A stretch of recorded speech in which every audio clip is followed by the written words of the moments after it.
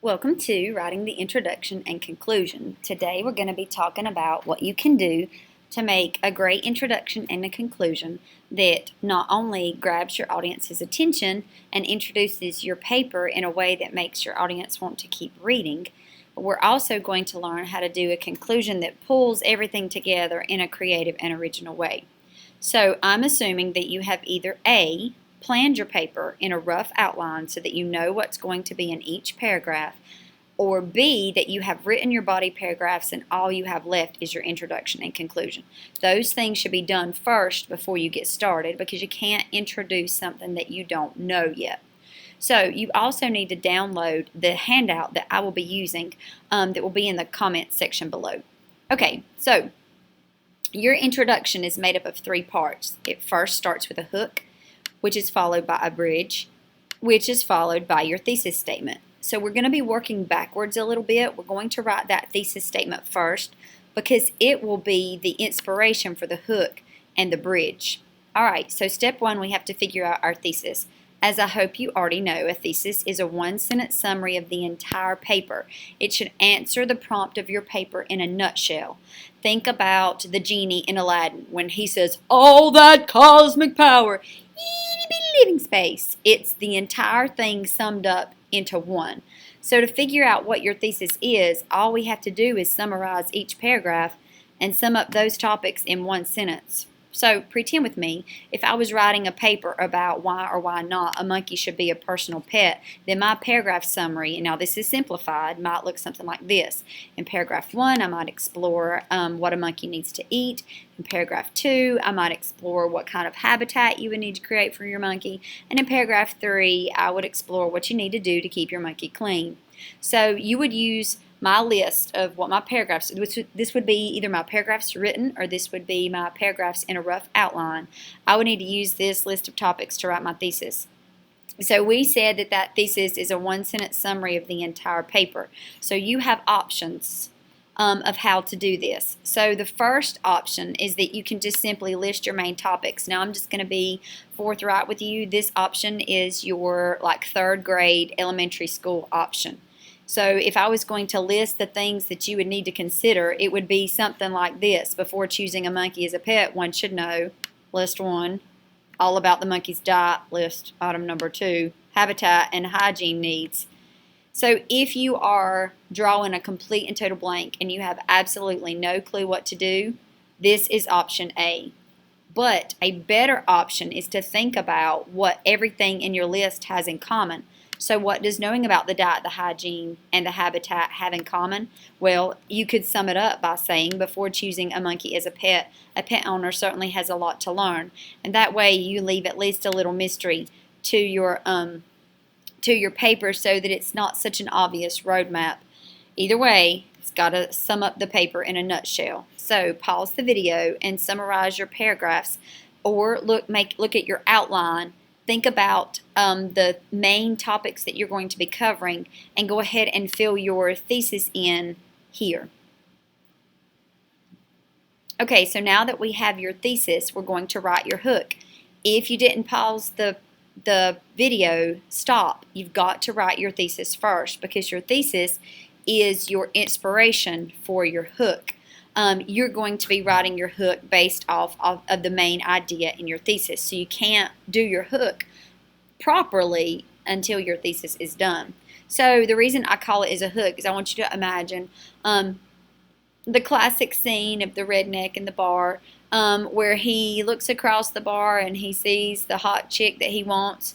So he takes out his imaginary fishing rod and he casts it across the bar. He hooks her, their eyes meet, and he reels it in. So he pulls her and she plays along, she dances over to him as if she's hooked. Well, that's what you want to do. You want to capture your audience's attention and you want to make them want to keep reading. First impressions mean a lot. So you want to make sure that they are impressed by what you say in your hook so that they automatically, in their subconscious, assume that you are intelligent and that what you say is going to matter. So there are several ways that you can get your audience's attention. I'm going to run through these right quickly. For example, you can use some sort of interesting fact that relates to your main idea of your thesis. For example, if I was writing about racism, then I could use this interesting fact that the Pentagon has twice as many bathrooms as necessary. And that would be because during the time of segregation, the Pentagon was built and they had to have separate bathrooms for the two separate races. And so that way I would need to cite that source, but I would do something or present something engaging for my audience. If your paper is lighthearted, you could start off with humor. The example here is when my older brother substituted fresh eggs for our hard-boiled Easter eggs. He didn't realize that our father would take the first crack at hiding them. This is more for a narrative paper. If you are writing a research paper, you want to avoid the use of any personal pronoun. But if you are writing a narrative, there would be a story about something that happened, then you can start off with a bit of humor. Option 3 is one of the easiest ones to come up with, and that's to quote someone's famous words or thought-provoking words. And if you use a source, you need to cite it. For example, if I'm writing about women's progression in the political field, I could say that Hillary Rodham Clinton once said that there cannot be true democracy unless women's voices are heard. Notice I've done a couple of things here. I introduced my quote. That would be, remember when we learned ties, the tag introduce, embed, or split? I have introduced my quote. So you never want to just stick the quote in there. You also need to cite it if you've gotten it from a source. And if you go to like famousquotes.com and you find a quote, you need to spend a little time figuring out what the original source was and cite that. Do not cite brainingquotes.com. Because it will make you look like you are not well read. So we at least want to create the appearance that you're well read, even if you got your source from brainingquotes.com. If you need help, let me know, and I will walk you through how to do that. Okay, so option 4 is to engage the reader's curiosity. Like a duck's quack doesn't echo if you're writing a paper about, I don't know what you'd be writing a paper about, to tell you the truth. But if you can come up with some, it's kind of like option 1, an amazing fact.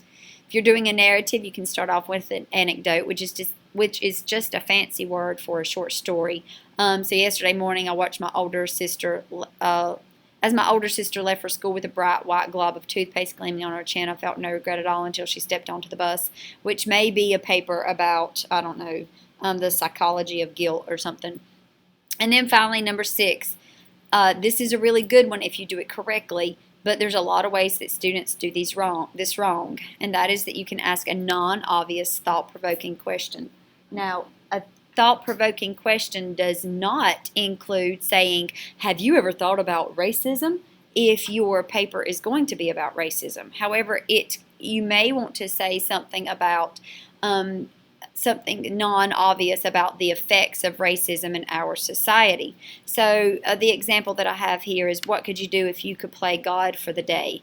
And then you could also incorporate that with an amazing, followed by, this should say, incorporating with a quote or another amazing fact. So you might want to put 2 of those together. So as long as your question isn't very predictable, this one is good to go. Alright, so pause the video in just a second and go ahead and look at your thesis and write your hook. Now remember that your hook often depends on the tone that you want to establish, and as I have mentioned, it should be about the subject of your thesis. For example, let's pretend I was writing my paper about choosing a monkey as a pet. I might write my hook about responsibilities. I might look up a poignant quote about responsibilities, or I might find some sort of fact about how people could embrace responsibilities at certain ages or something. I don't know. I'm making stuff up. But anyway, because I don't want to look up a quote about a monkey because it would be a little too obvious. All right, so pause the video, review the list and model one of these for your hook.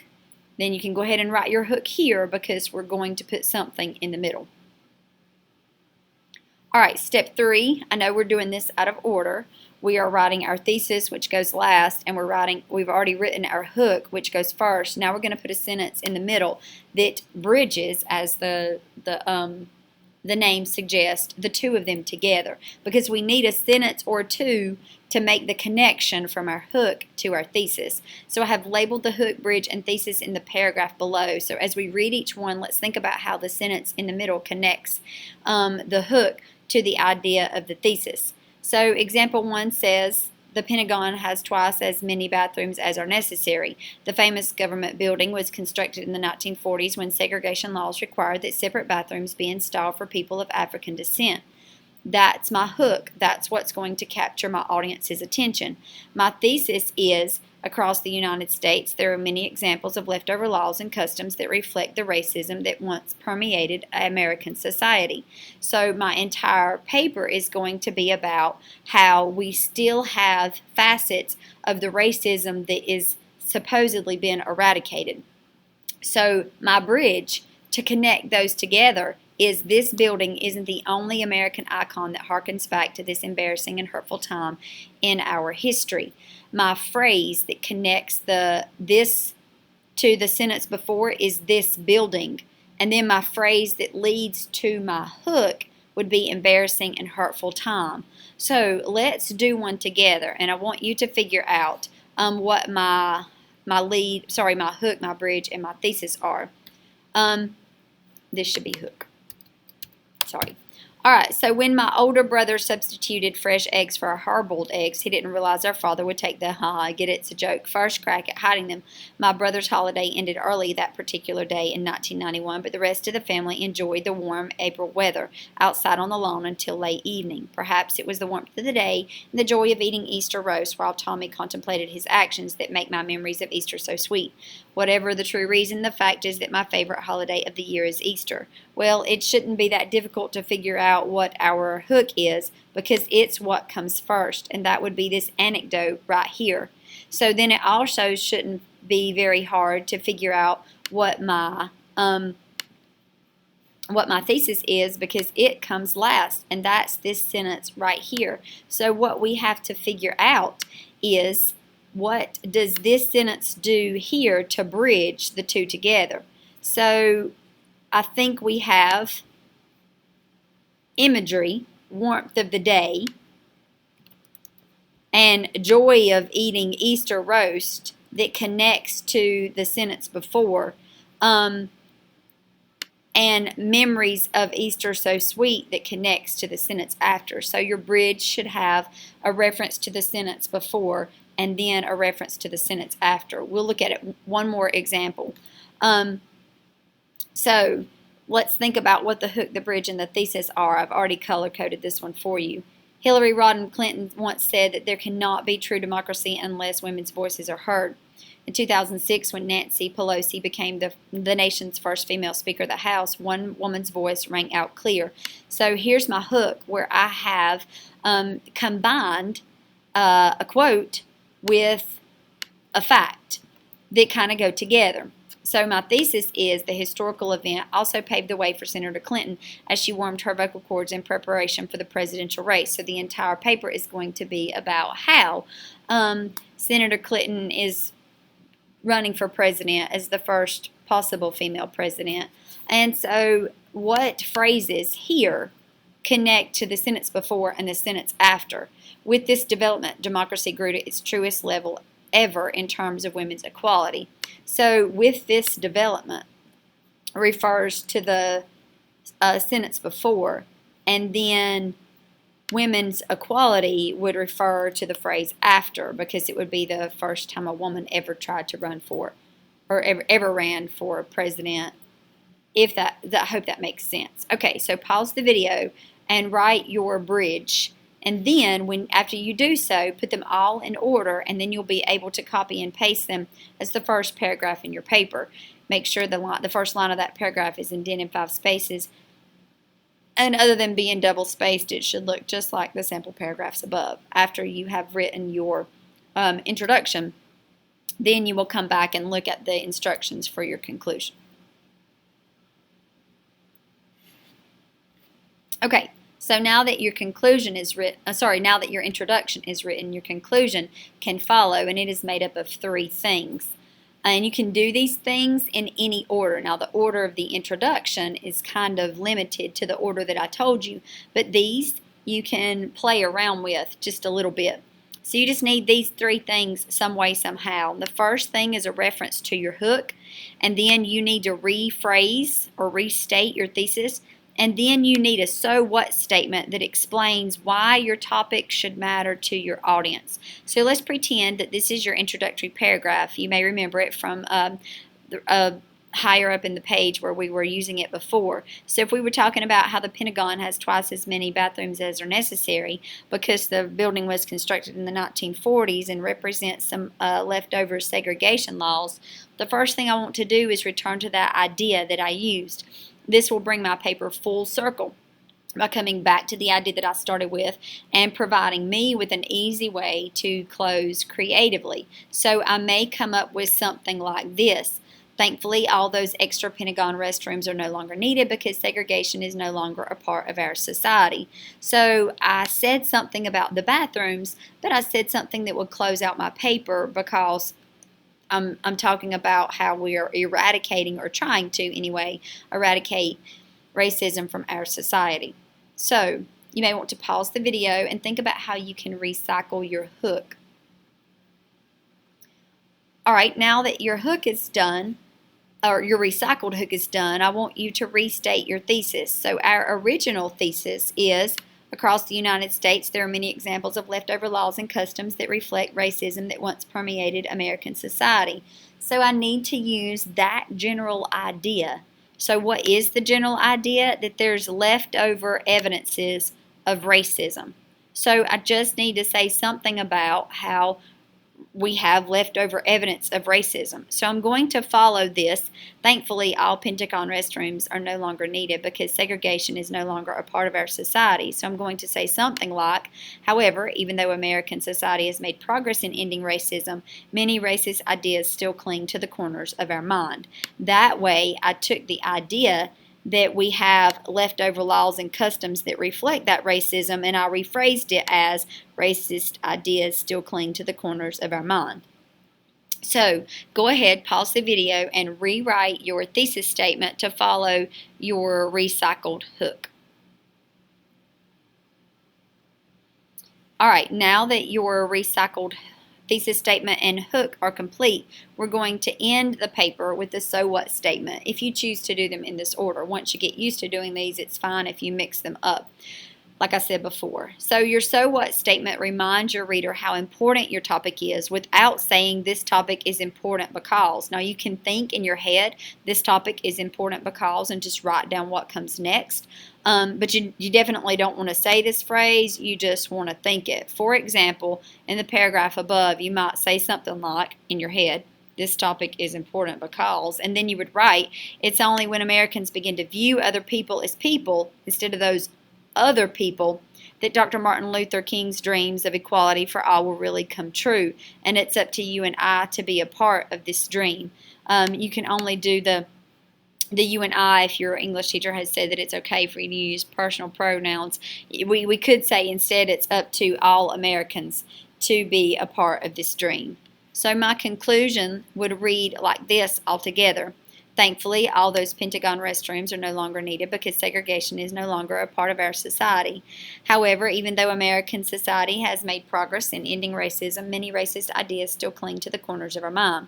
So what? Why is that important? It is only when Americans begin to view other people as people instead of those other people that Dr. Martin Luther King's dreams of equality for all will really come true. And it's up to you and I to be a part of this dream. So my so what really focuses on the fact that it's important to take a look at how we may be being racist and work on continuing to make ourselves better in that way. So go ahead and write your so what statement and then do a little dance. Maybe eat a cookie because, woo, your paper is drafted.